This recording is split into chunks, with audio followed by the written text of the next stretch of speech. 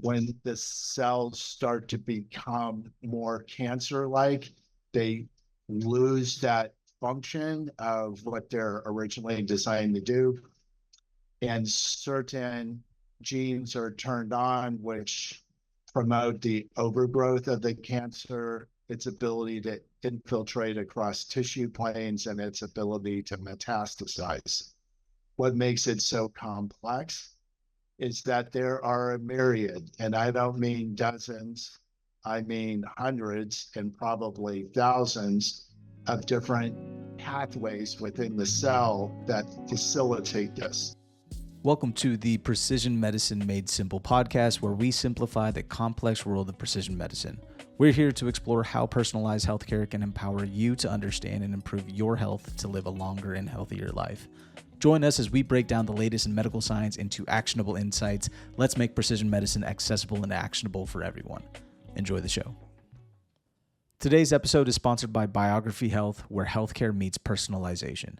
With their DNA-enabled blueprint, Biography Health empowers you with a health plan based on your unique DNA, aiming to prevent disease and extend your life. Take control of your health journey with a plan as unique as you. Visit biographyhealth.com and start your personalized healthcare journey today.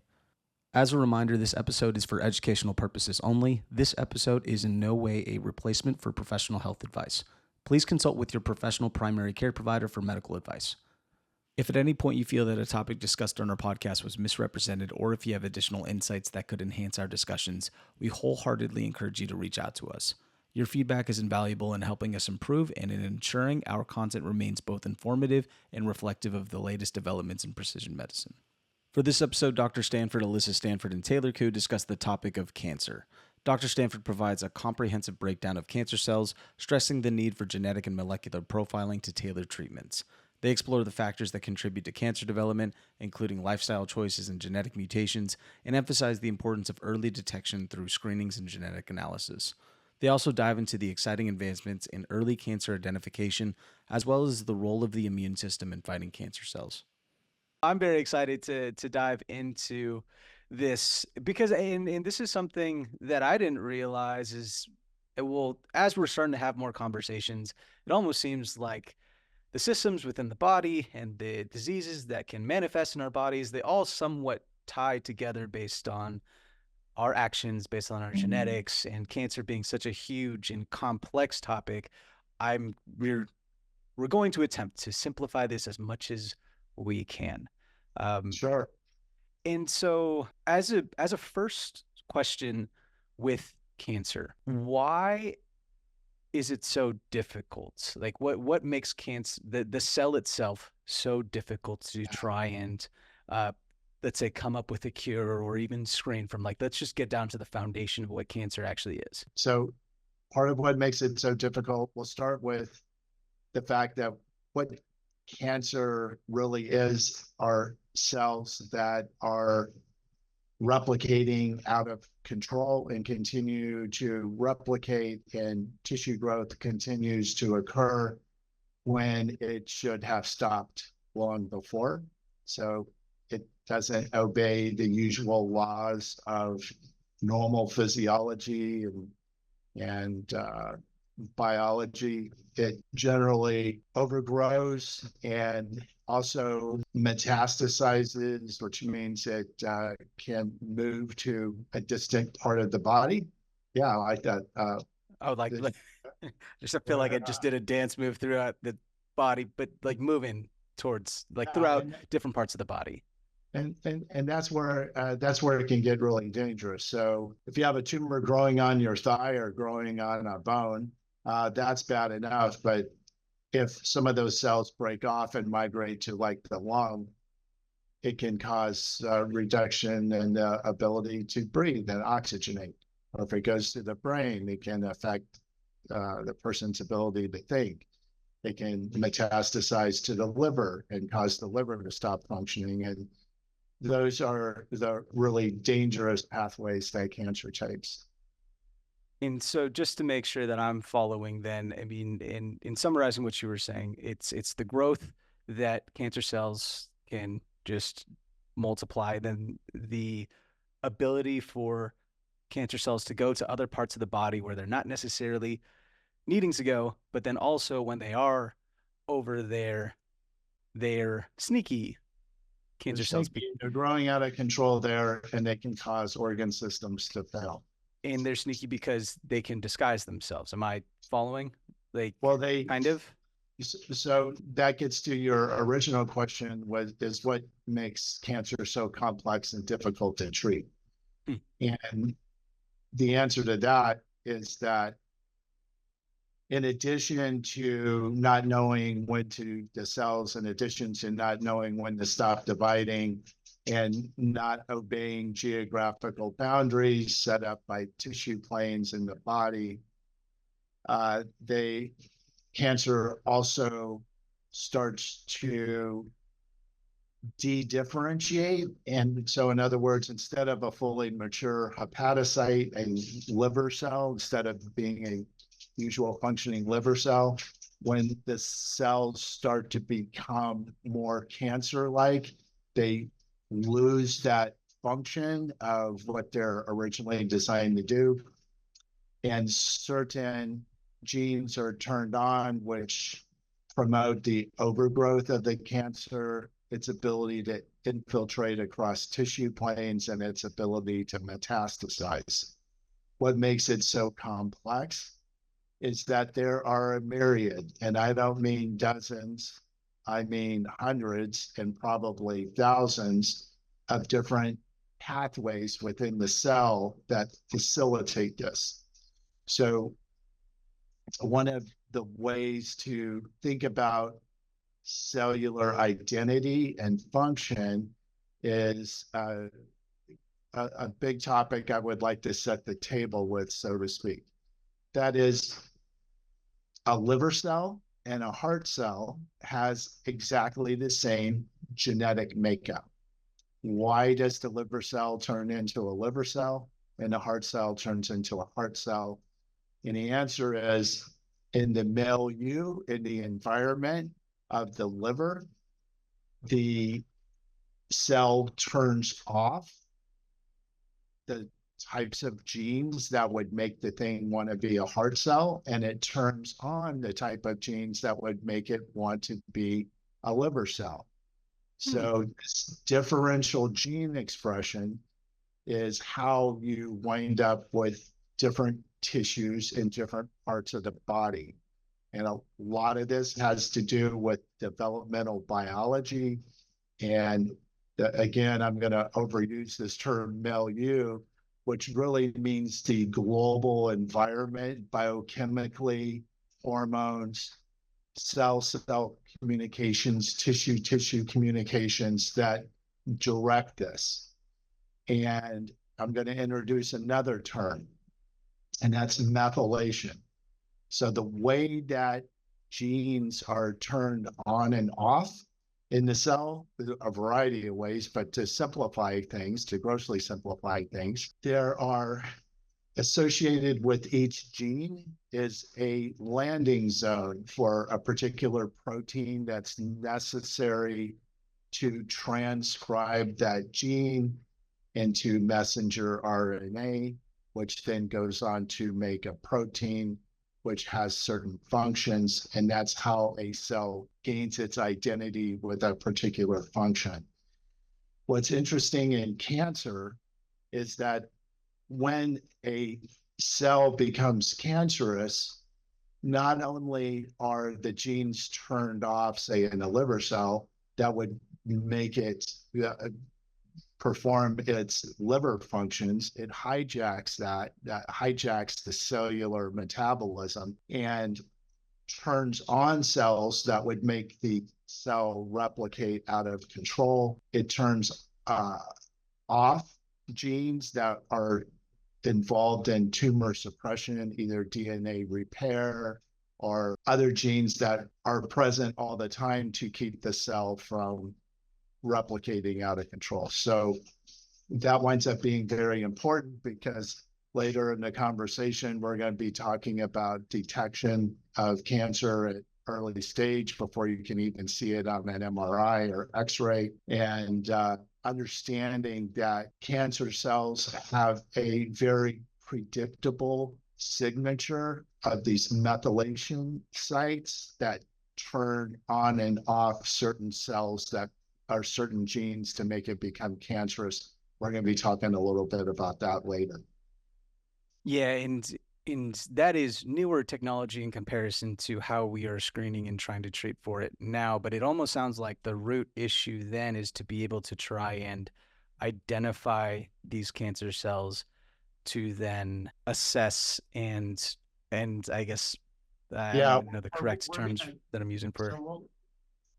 So a little later on, we'll be talking about the ability to look for DNA that's circulating in the bloodstream that's been shed by a tumor cell that will have these methylation patterns that are characteristic of a cancer cell. And so that is a big focus right now in terms of research, and actually beyond research.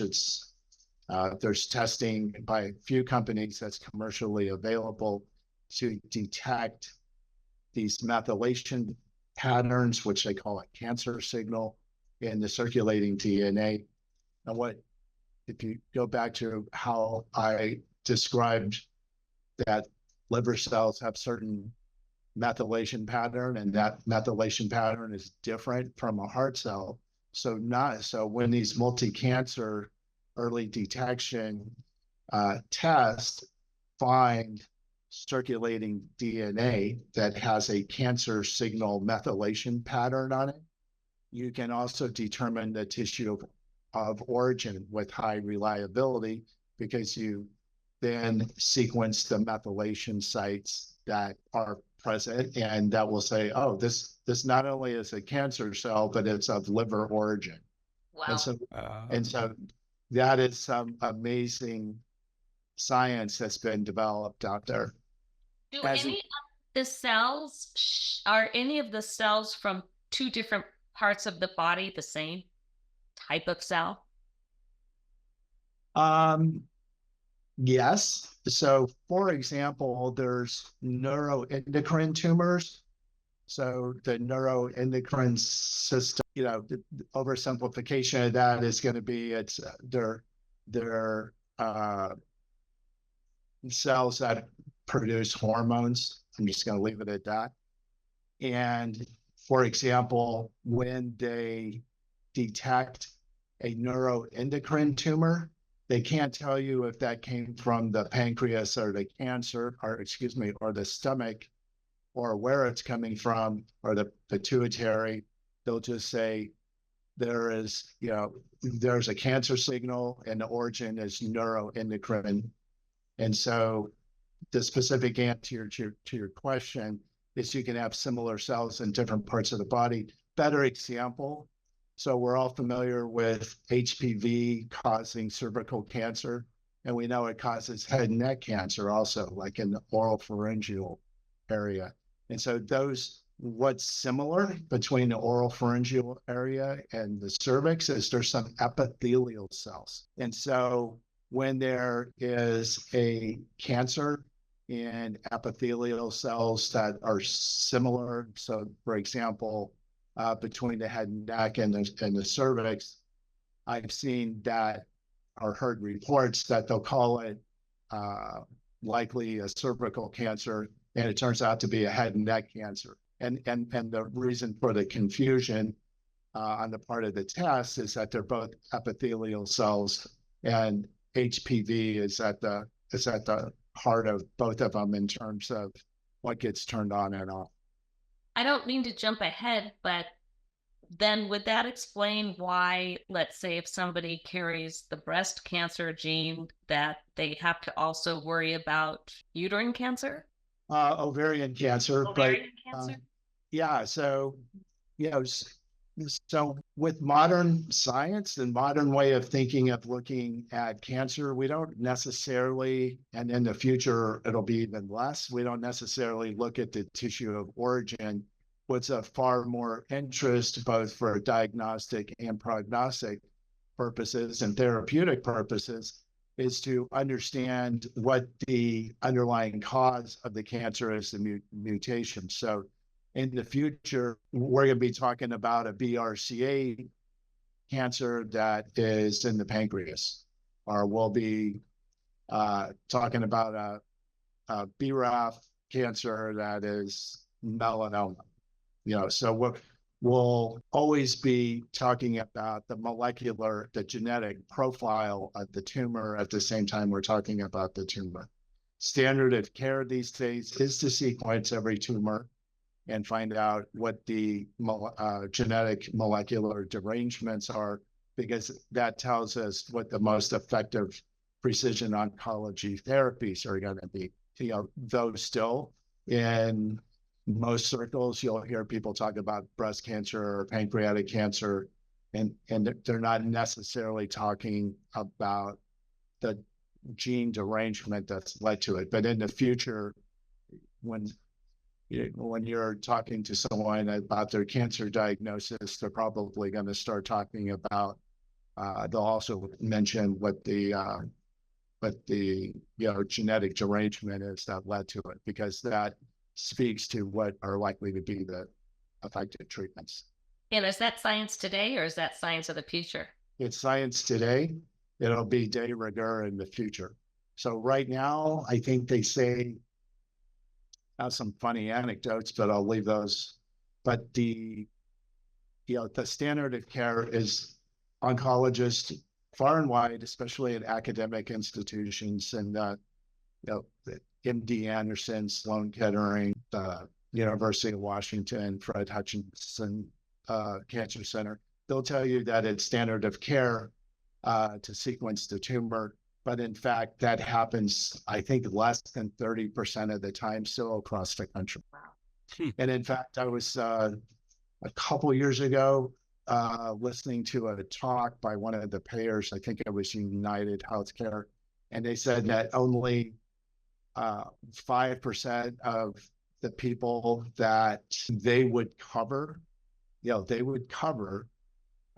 genetic testing actually get it. So it's still, I'm sure that number's higher than 5% right now, but that's both germline, which to clarify some terms here. Germline is the genetic makeup you're born with, the mutations that you're born with, and then somatic mutations are the mutations or genetic profile, for example, of the tumor. So all the way around, genetic profiling is underutilized, and especially in rural parts of the country, and where there's not the most advanced care places, though, like I said, Mayo Clinic, Harvard, the leading cancer centers do this molecular profiling, but it has yet to become 100% of oncology practices. Why would that be? And everybody's following that standard of care. Yeah, so I think one of the overriding themes with precision medicine is that it's a new strategy for healthcare delivery. Most doctors, I don't know exactly the statistics, but I'd say that over half the doctors were trained more than 15 years ago when none of this existed.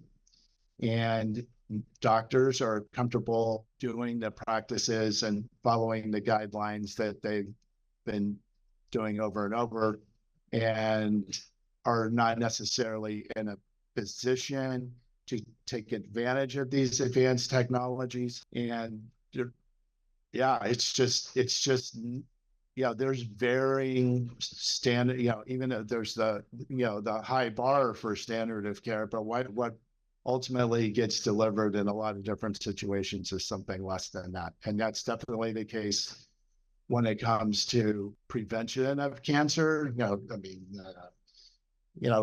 For example, you're going to see smoking rates differ from state to state to state, and that's going to, and that's like the biggest risk factor for cancer. Second biggest risk factor, obesity.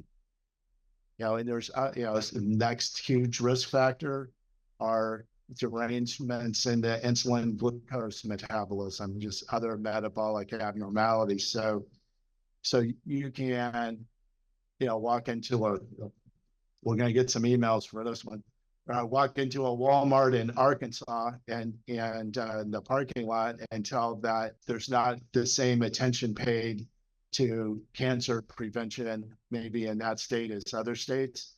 And then it follows also that their integration of the latest and greatest science is less as well. I wanted to ask a follow-up question because you mentioned insulin resistance and glucose and how the cancer cells metabolize, let's say, the insulin and then the glucose. Now, is that one of the primary causes for the cancer to then mutate and then? So that may not, I mean, certainly the mutations are most often caused by carcinogens. I mentioned chemicals in cigarette smoke. And there's also things like ultraviolet light with skin cancer, and there's other toxins and known carcinogens. Every time one of these trains goes off the tracks, you'll hear about it, 3,000 gallons of what they call this stuff, dioxin, not digoxin, but dioxin spilled into the water. It's a potent carcinogen. They used to live in Missouri, and there would be a lot of that kind of thing going on.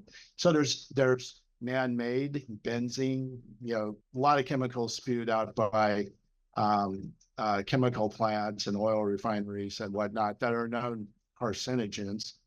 In addition to carcinogens that are self-inflicted, like smoking, alcohol, by the way, ethanol is a known carcinogen, which is another reason why, you want to temper what you drink. And if you need evidence that smoking and ethanol are carcinogens, people that tend to get esophageal cancer, I've never seen one that wasn't a smoker and a drinker. I'm not saying it doesn't happen without that, but it's, I'm going to say the vast majority of the time you look at someone with esophageal cancer and they're going to be heavy smokers and heavy drinkers. So I hope that answers that particular question. Okay, so those are the things that cause the mutations. Now, how does the glucose and obesity and all those things play into it?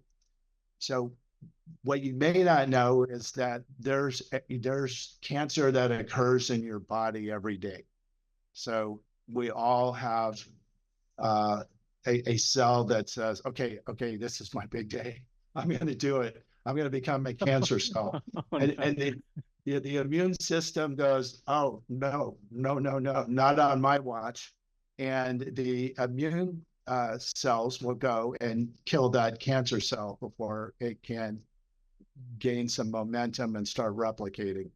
So that milieu, though, again, that word, that causes a cancer that when we talked about the mutagens, the carcinogens, but there's also the fact that there's certain things that cancer likes. And one thing that cancer cells like is a high level of glucose. So if you are habitually or constitutively have a high level of glucose in your blood, you have a very favorable milieu for cancer cells to form and replicate. So I think that answers your question. There's those mutagens, and then there's the milieu, but then there's your immune system keeping it all in check. And there's also, when a cell divides and there's a error made, the cell itself has DNA repair enzymes that can go repair that defect before it can go on to become a cancer cell. So your body, has evolved, our bodies have evolved over the millions of years to correct these kinds of issues before they start. But what has happened as we've progressed along here into the 19th, 20th, 21st century is we've encountered, we're adding an extra load. So cigarette smoking, exposure to exotic chemicals that are are carcinogenic. Can I ask a question? Absolutely. Sure. Of course. It might take me a second to formulate it, but Okay, I need a sip of my coffee, so go ahead. so having heard that, then if we can be more preventative about our health as far as lowering our immune system, keeping ourselves as healthy as possible, and not waiting until something happens and then taking the medicine to fix it, then cancer, which is a huge killer for this country and the world, would lessen. So I'm not sure why we're not putting more industry into preventative. I know you are as a physician, and there's an entire group of people who are in technology and science, which it sounds like science and technology have surpassed where medicine is today. But some are keeping up with that. Very few, it sounds like. But wouldn't it just make sense to try to keep everybody from having their immune systems compromised? Well, or over challenged by, the unfavorable milieu that metabolically we are in for the formation of cancer and exposure to the carcinogens that we talked about. So back to a couple things and to dovetail into previous podcasts, we always talk about heart disease as being the #1 killer in the US and the world. Yeah, probably in about a year or two, cancer will pass it. Wow. And the reason for that is that, as we talked about in the previous podcast, I believe we had that conversation, that we have a pretty good understanding of what causes heart disease and how to stop it. And we've had a lot of success with that. So even though people are still unaware of their risk of heart disease, and we never look and determine that they have it and therefore avail them to treatments that would stop it. By and large, there's been huge progress in that front. And conversely, though, we've made not nearly the progress with cancer, and cancer will surpass heart disease. I think they're saying a year or two. It's neck and neck, and it's a foregone conclusion that cancer will pass it.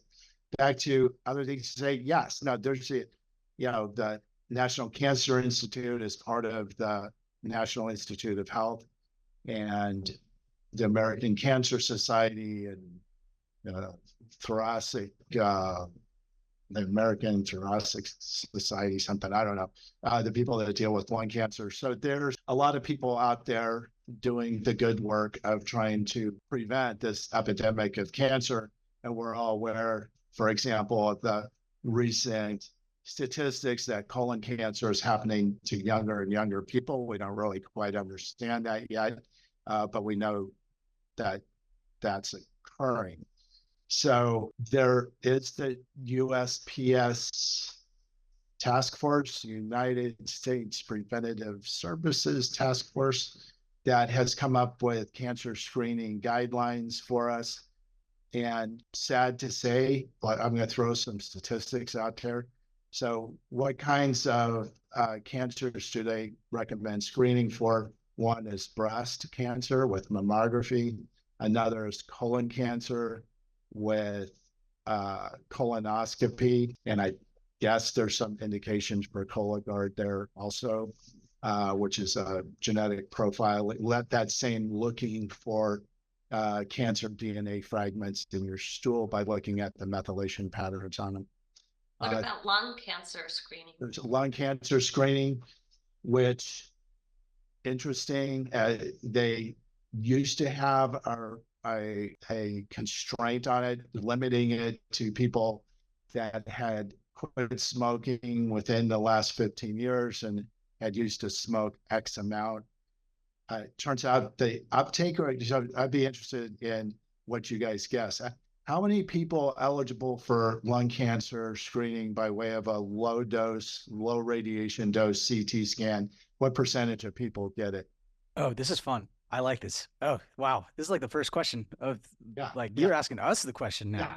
yeah, Ooh, well, hmm, People 18 and over, right? yeah. We'll say whatever. I'm not sure what the age is on the on that guideline, but we'll say the people eligible for lung cancer screening. In other words, current smokers, recently quit, of a certain age, smoked a certain amount. What percentage of those people get tested? I'll give you a 15, choice. I'll give you a 15%. choice. 5, 25, 50, or 90%. Please I don't think tell me I 90% don't get tested.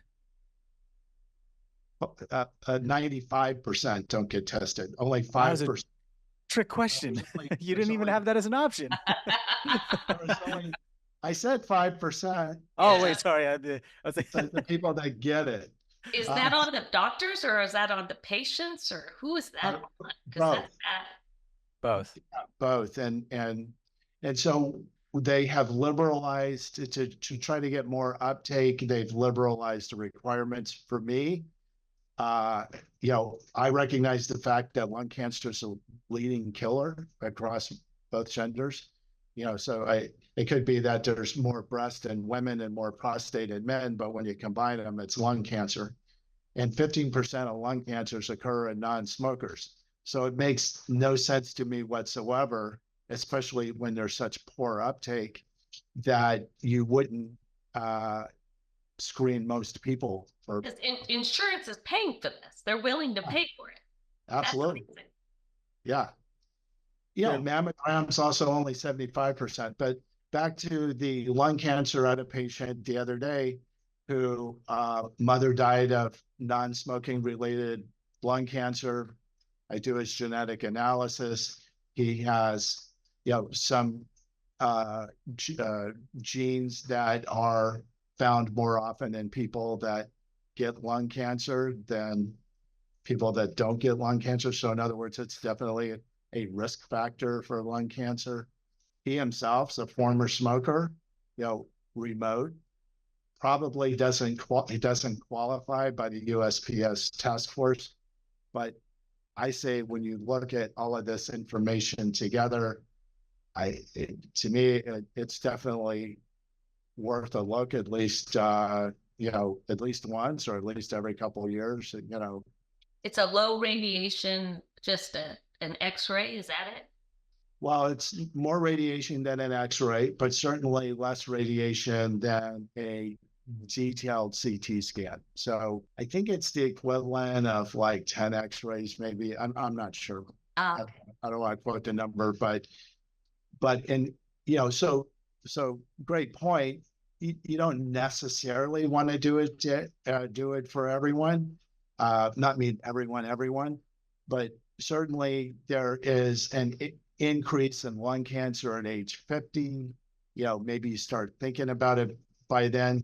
And as we've noticed with a lot of these USPSTF recommendations, that they drop the age. I'd love to tell the story, and I don't think I'm exaggerating too much.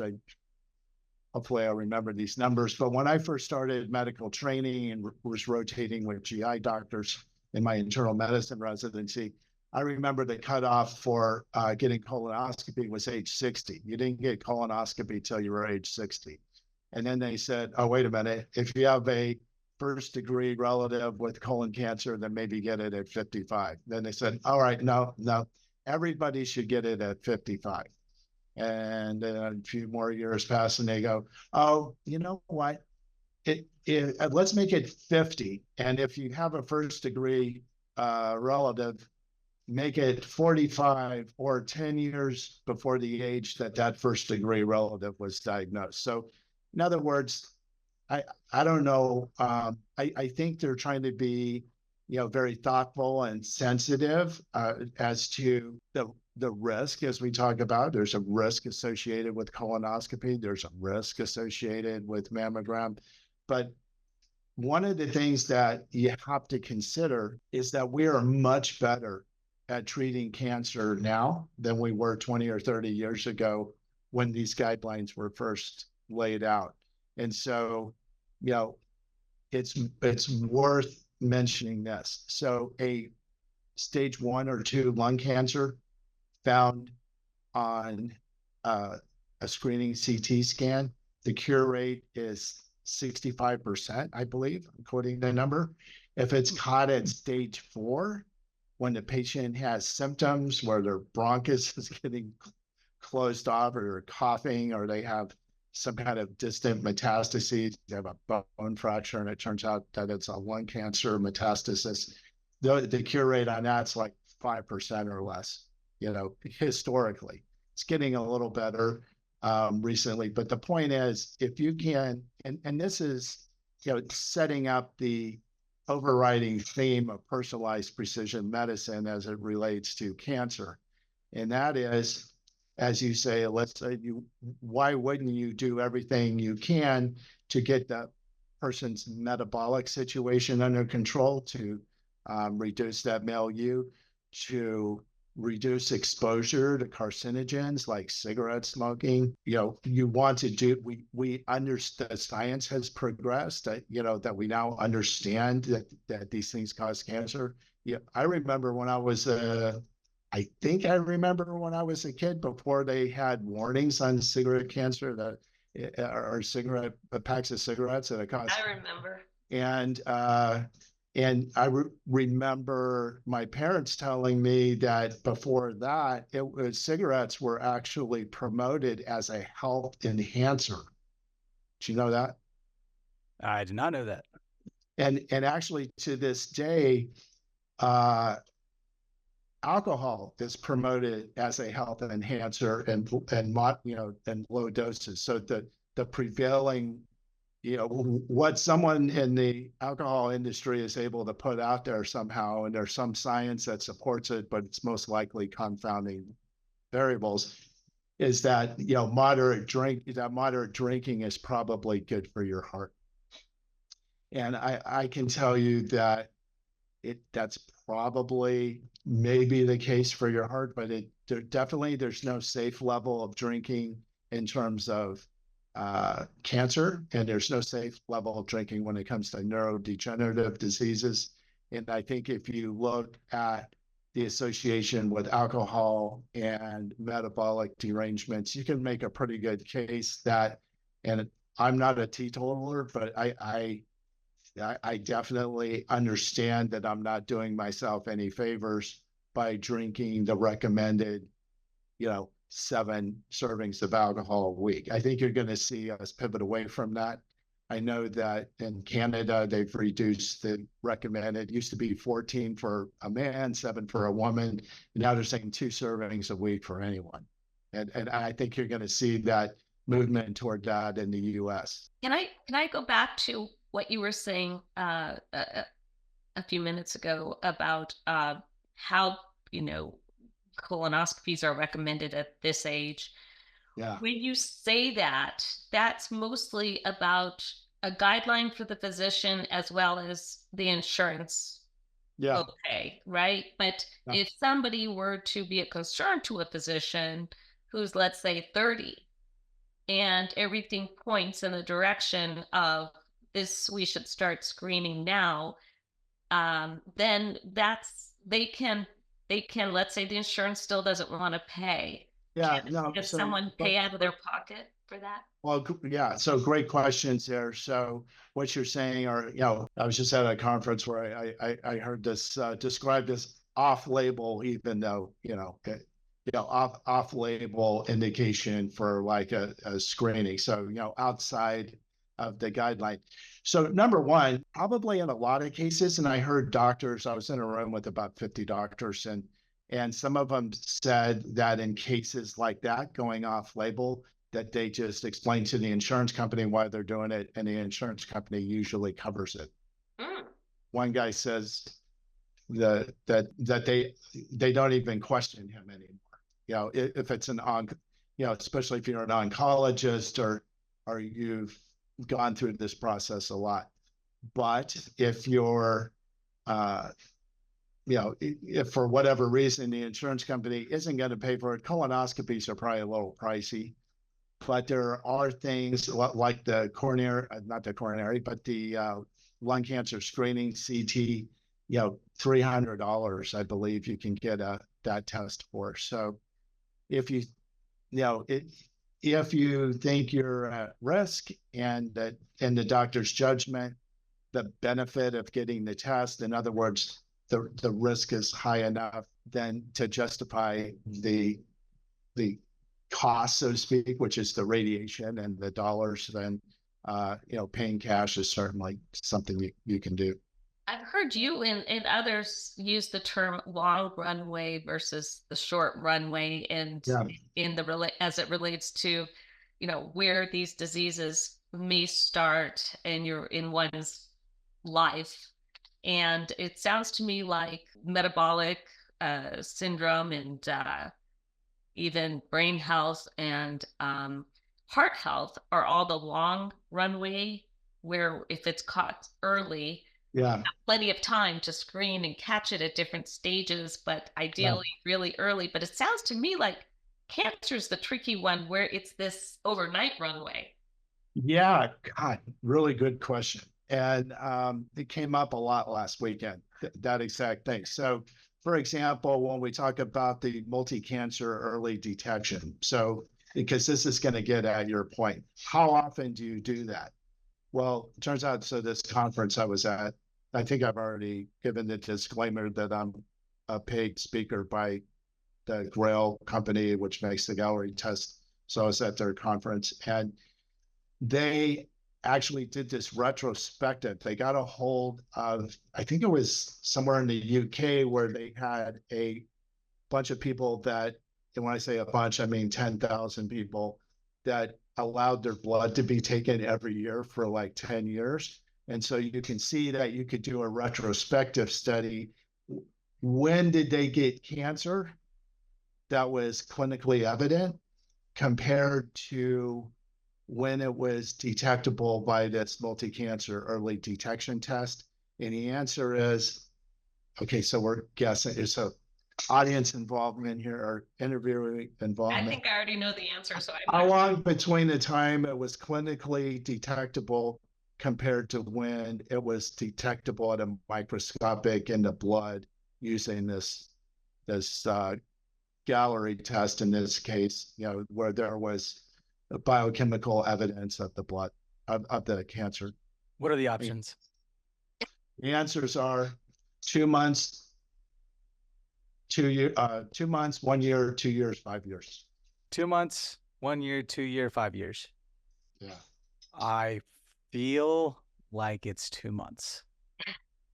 Well, so it's 6 months for pancreatic cancer. So that from the time that it's from just a few cells to when it's super bad news is a pretty short period of time.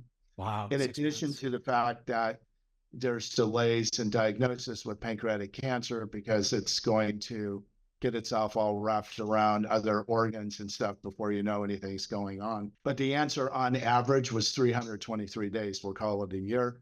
So that's why the recommendation is to get tested every year. Then you run a good chance of detecting it before it's clinically apparent. Are you saying blood tested a year? Just a regular. I'm saying for this Gallery test. Yeah. I see that particular test. For this liquid biopsy. And as that assay gets better and more sensitive, perhaps that will affect it. But yeah, so back to your question of the runway for different diseases or different cancers depends again on the mutations that are driving it, and to some degree the tissue of origin. Now, I have a follow-up question to this then. You mentioned that if you qualified for a specific screening, what were some of those indicators that somebody could qualify then to get the screening? Because from my understanding and how I'm seeing this is that, let's say you were to get your genetics tested, and I want to dive into the polygenic risk score and then also the monogenic risk score and how that factors into here. But that expedites the due diligence period. in order for somebody to say, hey, you should get a screening versus waiting until, I guess, some factor. Am I thinking about this correctly then? You're thinking about it perfectly. And so I got started on, pulling this together from a precision medicine standpoint. And of course I talked too long and got myself derailed, but generally you take these advances in science. We know what causes the cancer. And as Alyssa was mentioning, you try to tilt the table in the favorable direction to avoid getting cancer. The next step is you want to detect cancer at the earliest possible stage. And because when you detect a cancer at stage 1 or 2, the outcome is orders, not orders of magnitude, but many-fold more curable at stage 1 or 2 than it is at stage 4. So let's keep in mind that. Now,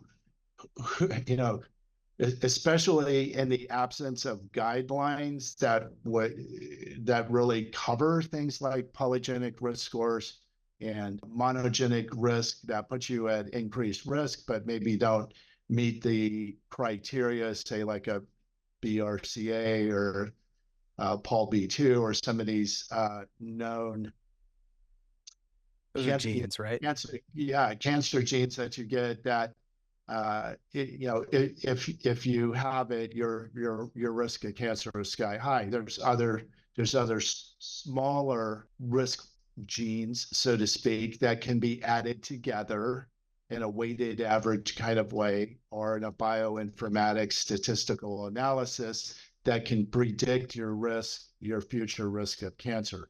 So in the coming world, in the coming days, the future of medicine, so to speak, you're going to be able to use that information to risk stratify patients. So, we're moving beyond the one size fits all.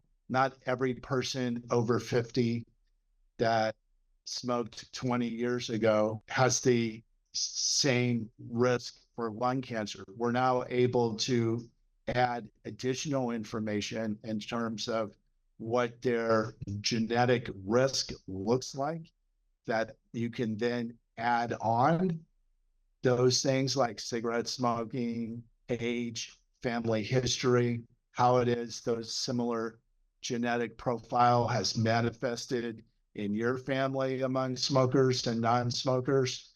And you can use that information to make a more intelligent decision about when the benefit of a particular screening outweighs the risk. What is the term polygenic risk score? Is that what you're talking about, or is that something? Yeah, great question. So, break that down. Polygenic and then monogenic. So monogenic is pretty straightforward because there's a great example that people are familiar with out there. If you have certain mutations of the BRCA gene, so the BRCA is a tumor suppressor gene. So the BRCA gene is one you want working perfectly. If there's a mutation in it where it doesn't work perfectly, that can be unfavorable because you got one gene from mom and one gene from dad.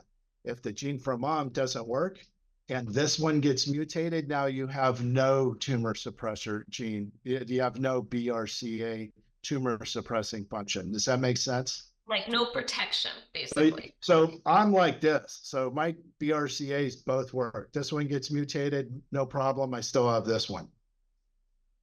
And what's the chance that they both get mutated? Not that high. But let's say that your mom had BRCA and she passed that gene and that gene doesn't work. See that? That gene doesn't work. And so now if this one gets mutated, it doesn't work either. And so now you have no tumor suppressor function from the BRCA gene that most people have. That's what puts you at increased risk. Okay. And so polygenic, monogenic? So we've talked about most chronic diseases, including cancer. And by the way, 85% of cancers that seem to be inherited in a familial pattern are not due to something like BRCA. Okay, so BRCA and that cohort of like known, pretty serious cancer risk when one of the genes isn't working, that accounts for only 15% of cancers that they're obviously granny had it, mom had it, and now the daughter has it.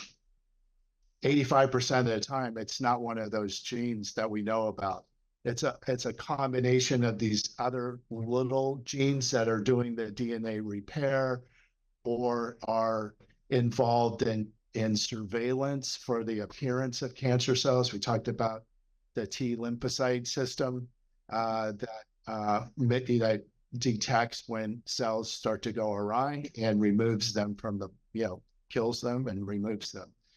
So polygenic is when you look at these little contributing genes, and the state of the science right now is that you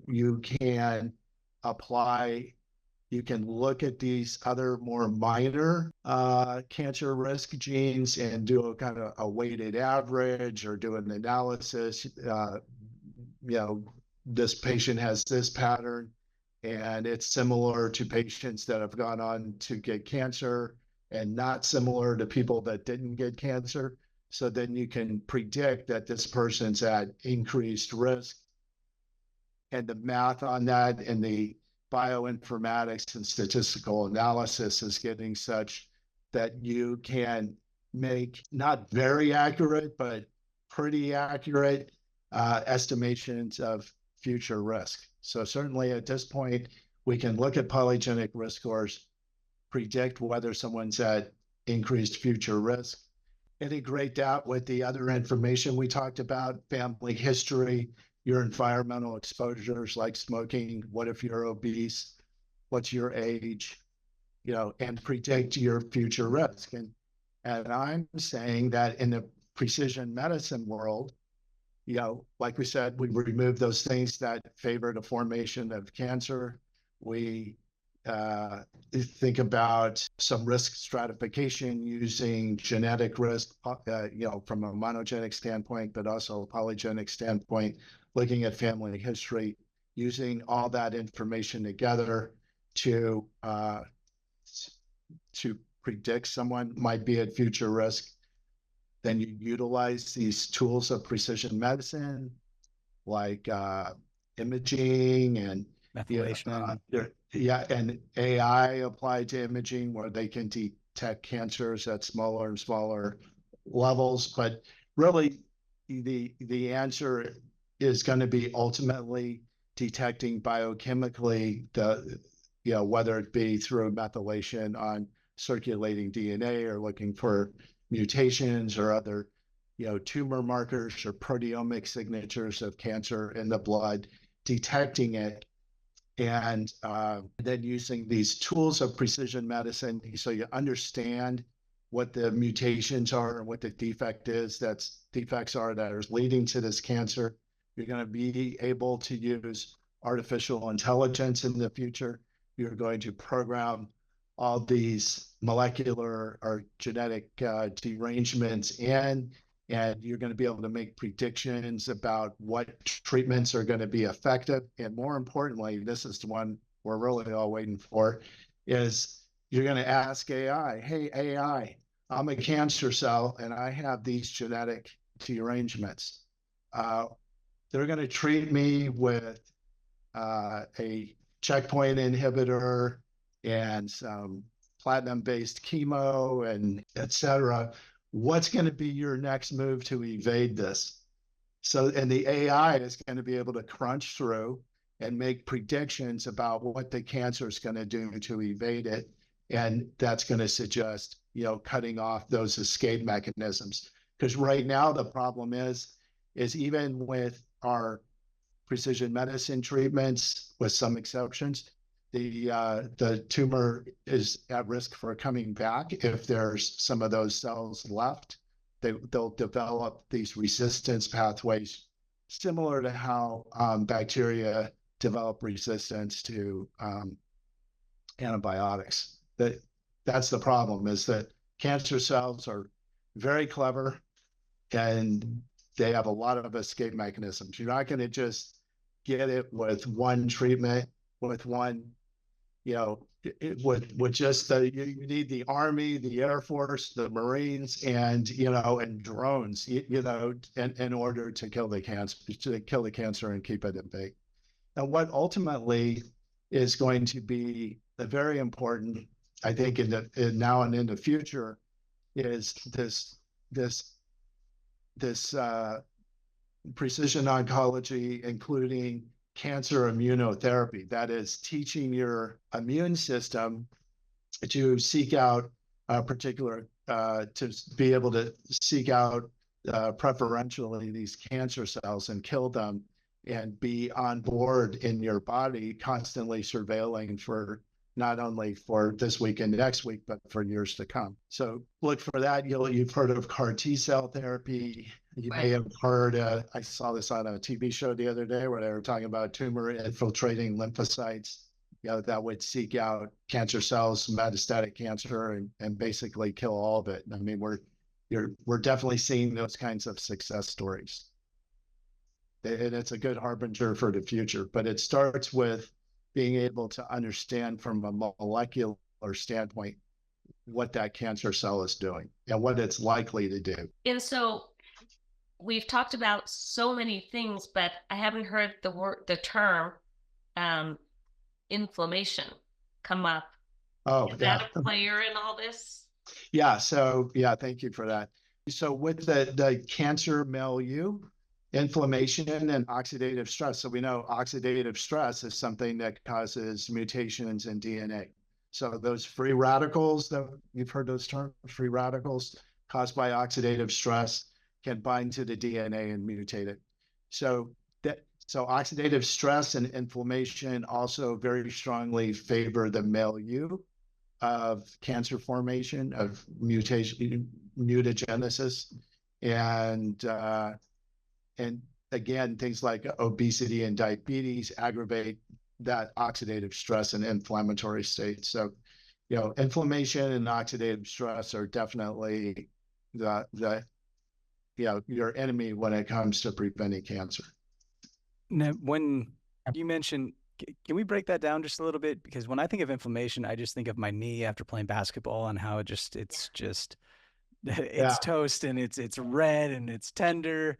Can we break that down just a little bit? Yeah, I'm going to try to. So with immune response and inflammation, some of the best ways to think of it is and you may have seen this when you were in preschool watching Sesame Street or whatever. They'll depict the immune system as like an army. So it's these particular cells, they go in and in the process of creating inflammation. So let's think of it as what happens on your skin. So you get a cut on your skin. The first thing that happens is there's kind of a red area around it. Do you know why it gets red around your cut? It's because the little capillaries are dilated, the blood vessels are dilating to let the immune and repair cells in there to start getting to work. Healing process. Yeah. And so part of that is, and it also prevents infection. So those white blood cells come in, and first thing they make sure is there's a break in the skin so bacteria can get in there. And so they start, attacking the bacteria. Other cells come in and they release chemicals that kind of digest the skin a little bit so that it can reform in a normal way. And so you get this, even when you have a cut that's not infected, there can be just a little pus on it. So pus is actually a collection of white blood cells that are getting in there and doing their work. So what white blood cells do for a living is kill stuff and remove stuff. And there's these, they're called cytokines. So cyto for cell, kines is kinetic. So these chemicals that are the white cells use to communicate with each other and summons other cells to the area and do their repair. So, but you can see that it's very visibly inflamed. Maybe you put your hand on it, it's a little warm. That's because there's all this going on. Now, in the process of that, there's oxidative stress associated with an injury. We're talking about your knee. So the same thing's going on inside your body. So you've created this little injury, we'll say, with your knee from repetitive use. It is recruiting these cells to repair the damage you just did. And in the process of that, there's an inflammatory milieu. You take naproxen, an anti-inflammatory, which quiets down these immune reactions. Next thing you know, God bless a leaf. Oh my God, it's the best. So it's like, it quiets that inflammation down, and to a bigger extent, also steroids. So, my favorite rheumatologist is going to inject me with a little bit of corticosteroid there. That quiets the inflammation down, feels better, doesn't remove the problem, doesn't repair anything, but it stops that inflammatory process. Can a diet cause inflammation? Yeah, so back to talking about heart disease. So we talked about that inflammatory milieu in the artery wall that's caused by lipid accumulation. So it's a long-winded way of saying, there are certain things like certain fats that would be inflammation provoking. So your omega-6s from animal fats and whatnot will promote inflammation. And in the midst of inflammation, of course, is also oxidative stress, which can cause a cancer milieu. So I'm sure maybe you've heard of it. Have you guys heard of someone will get an injury to their leg, like a big deep gash, and it heals, and later a tumor forms there? Whoa. Ever heard? Yeah. So I'm not saying that's a common way to get cancer, but certainly the repair of a significant injury can lead to cancer occurring there. Wow. I had no idea. The other thing that can happen is, I've also seen this, you can have a deep injury like that and have inflammation and whatnot, and there will be calcification, the same calcification that occurs in your blood vessels, like in your coronary arteries. You can have calcification occur in that area as well. So you'll do an x-ray there and you'll look down the road and you'll go, oh, wow, there's like these little areas of calcification are where that deep injury was. So, I mean, that tells you that, the body, it uses the same tricks in different parts of the body. I did not realize how complex cancer really is. It's actually kind of mind-blowing, and I know we're having this conversation offline, but just the thought that, I mean, it was just a conversation that I remember seeing just online. People were saying that, when COVID was happening, why are we able to come up with a vaccine for COVID? And then we've been spending all these years in cancer and we haven't found a cure for it just yet.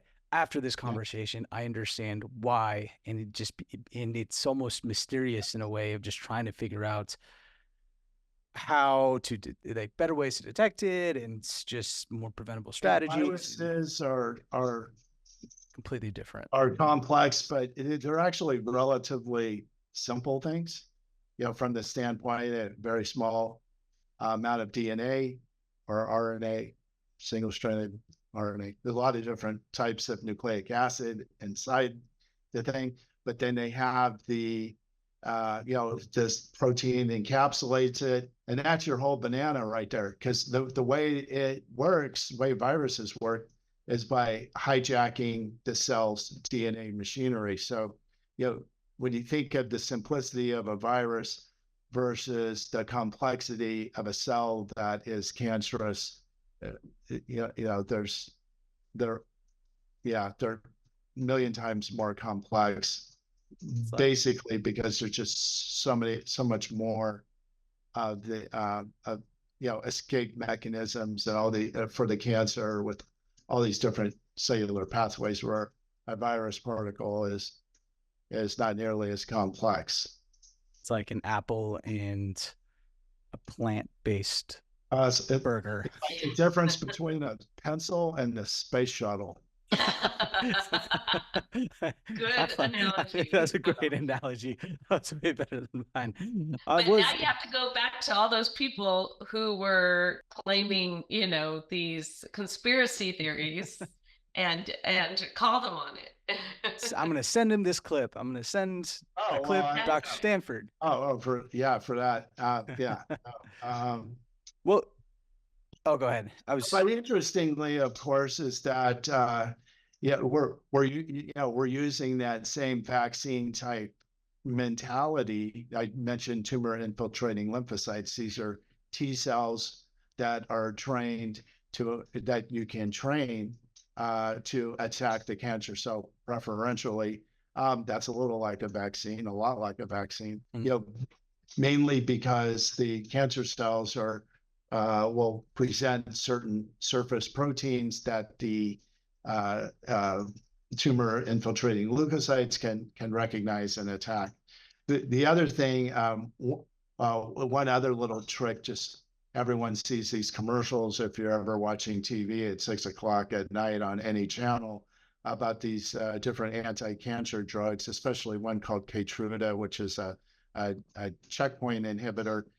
The way that we talk about how your immune system is constantly surveilling your body to make sure that no cancer is forming.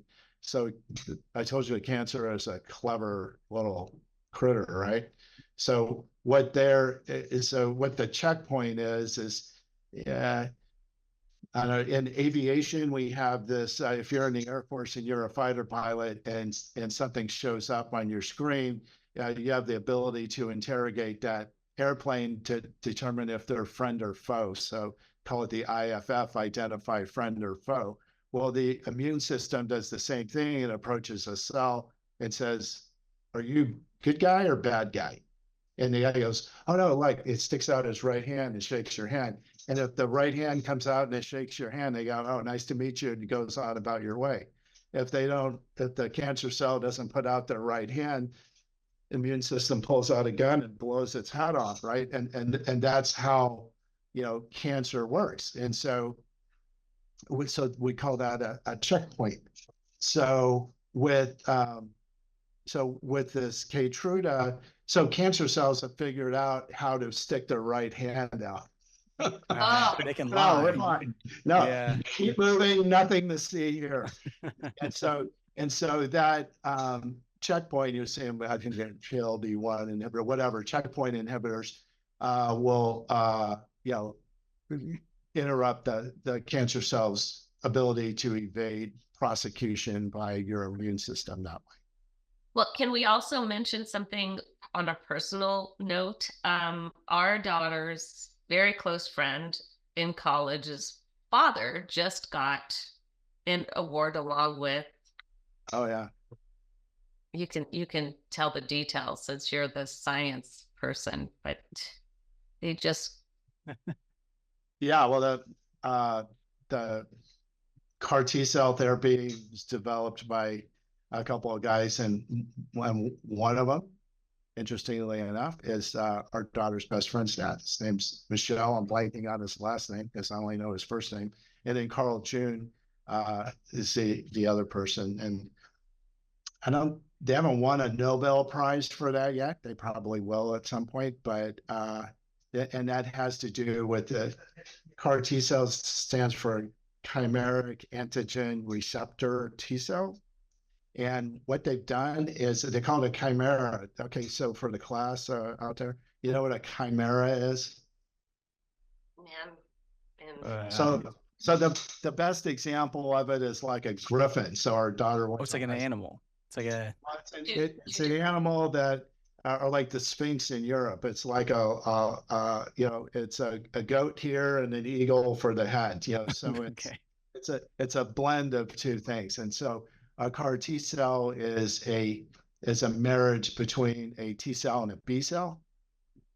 And so they take T cells, and then they engineer an antibody receptor to stick on the surface, which recognizes some part of the T cell. So most of the uses of CAR T cells right now is to attack B cell leukemias.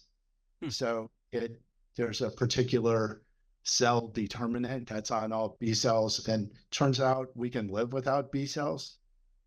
And this chimeric T cell with an antibody which recognizes the thing on a B cell and kills it and can wipe out all your B cells, which is no problem, because you've all heard the term gamma globulin. Someone says, "Oh, I get gamma globulin shots," or no, I haven't heard of that term. Okay, new host. I need a new host. Gamma globulin? Gamma You never heard globulin. of someone getting a gamma globulin shot? I don't know if this is like an era thing. I've heard of Goomba. So like, let's say you're bit by a rattlesnake, and you need, an antibody to snake venom. You can give someone the antibodies to snake venom, say, or suck the snake venom out of the bite. I mean, that doesn't really work, but is that what gamma globulin? Glob is gob? So like, there's an autoimmune disease called ITP, idiopathic thrombocytopenia. So you have autoantibodies that kill all the platelets in your body, so you bleed bleed easily. So what they do is they give a high dose of steroids to suppress those autoimmune antibodies, and then they give the patient a whole bunch of collected antibodies from just people in general. They line them all together and give them, and so now you've got antibodies going everywhere. And so it's okay that you don't have your own B cells functioning. And so if you wipe out the B cells with CAR T cells, then and then speaking of vaccines, when you're immunosuppressing someone, you're going to want to make sure that they have plenty of antibodies around to deal with stuff. But anyway, it's probably getting out of the scope of our friendly non-medical. Well, it just seems like they have to come up with so many different kinds of therapies for so many different kinds of cancers, like blood cancer, tumor cancer, testicular cancer. So here's the Libra theme. So all good, and then nothing's all good or all bad here. But big pharma does pretty well in the United States, right? 20% of the GDP goes to healthcare, and I don't know, but was reading this morning about some treatment. What was it? Some kind of gene therapy that you only have to do one treatment and it cures this rare disease, and they're charging $3 million for it, and people go, oh my gosh, But the point is there's all this different stuff going on, because it's very lucrative to be able to cure disease, it turns out. So that's. But wouldn't you want it accessible to everyone in that case? Yeah, you do. But, I'm not going to be a pharma apologist. I'm not the biggest fan, but, but just to be fair and balanced, as they say, if there's no financial incentive, you're not going to get those kinds of treatments. And so, you can easily argue that you don't want to shut the door, to, those kinds of reimbursements. And, there'll have to be other societal remedies, to democratize, treatments. And just like the old Tesla example, the first few Teslas were all owned by very wealthy people. And ironic, because I guess the Teslas back then weren't that great either. So they're paying $200,000 to have an electric car that doesn't work that well. And since they did that, now 15 years later, you can, everybody can afford an electric car for, not everyone, but I mean, $30,000, it approaches the price of a regular car. So I think that in our reimbursement in this here's the word, milieu of healthcare in the US and biomedical research. That's just the nature of the beast right now. So, you know, there has to be this financial incentive for pharma, and then there's got to be some way to rapidly democratize it, as you say. So we've been recording for a while, circulating back and just wrapping up this episode on cancer. I mean, we've gone through a number of different topics. This is definitely something that I'm going to have to re-listen to and rewatch just to be able to fully grasp it. But any, I guess, I wouldn't even necessarily say advice, but any last or final words before we wrap up this episode, and maybe it can be like actionable tips. Say if you do have a family history of cancer in your family, or there are certain risks, like what we kind of covered it, but let's just summarize it up and wrap it up and give our listeners some actionable tips moving forward. Yeah, I'm going to take one more stab and 90 seconds or less to take it from start to finish. So we have increased understanding of cellular physiology, how cells work, and what kinds of derangements that would lead it to become cancerous. We talked about carcinogens in our environment, cigarette smoking. We talked about inflammation and oxidative stress. We talked about metabolic derangements, and I'm sure there's a bunch of others, you know, emphasizing smoking is the leading cause of cancer, I think still, and obesity is the second leading cause, and it's probably going to overtake cancer. It's just less smoking and more obesity. So prevention is the first arm. The second arm is, and maybe even prevention's the second arm. The first arm is really trying to get an increased understanding of who's at risk. And we can look at monogenic risk, which we talked about, single genes like BRCA, polygenic risk, where it's dozens or hundreds of genes that can play together in certain patterns of inheritance to increase your risk. That 85% of the time, it's not one of those single gene things that's throwing things off. It's this polygenic thing. And then with the next precision medicine moment in this is the ability to leverage the science of today, which is some of this multi-cancer early detection, AI-driven imaging, and proteomics, looking at protein profiles, and metabolomics, what metabolites are present in the blood that would suggest there's cancer somewhere. So what we're trying to do is prevent it from happening, determine who's at risk, personalize it by looking at someone individually to see if they're at risk, and then also leveraging the science to detect sooner and sooner, because we know that when cancer is diagnosed at stage 1, the cure rate can approach 99%. And if you remove the thing, your cancer's back down, or your risk is very low. If it's found at stage 4, where there's a huge tumor burden distributed throughout your body, it's much more difficult to treat. And then the last, precision medicine tool is not every cancer fighting agent is appropriate for the same people. Some may have a mutation that makes a checkpoint inhibitor very effective.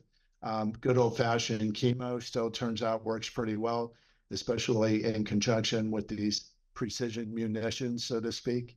And all that together is what the future of medicine is going to look like, and layer in extra doses of AI to predict what the cancer cell is going to do to evade these treatments, and then catch them on that front too. And just makes me realize that probably in some of these wars that are flaring in different parts of the planet, you're probably using AI trying to predict what the enemy is going to do if we do this.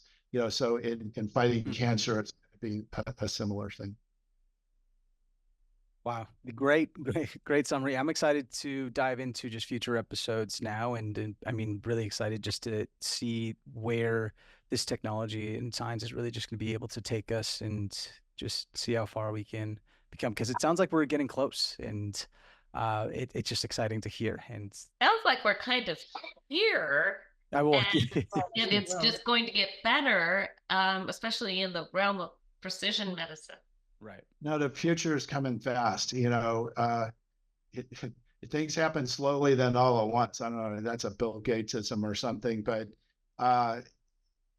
we saw that with heart disease, and we've turned the corner. Now we're turning our attention to the more difficult to treat diseases like cancer and neurodegenerative diseases. And I would argue that of all of them, that cancer is going to be the toughest one.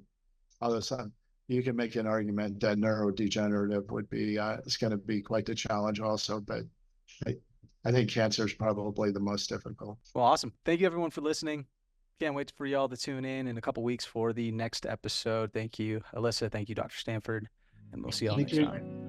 Thank you, Taylor. See you next time. Thank you. Thanks for joining us on the Precision Medicine Made Simple podcast. If this episode inspired you to learn more about your health, please leave us a review and share the podcast with a friend. Your feedback helps spread the word about the power of precision medicine. Remember, taking action today can lead to a healthier tomorrow. See you next time.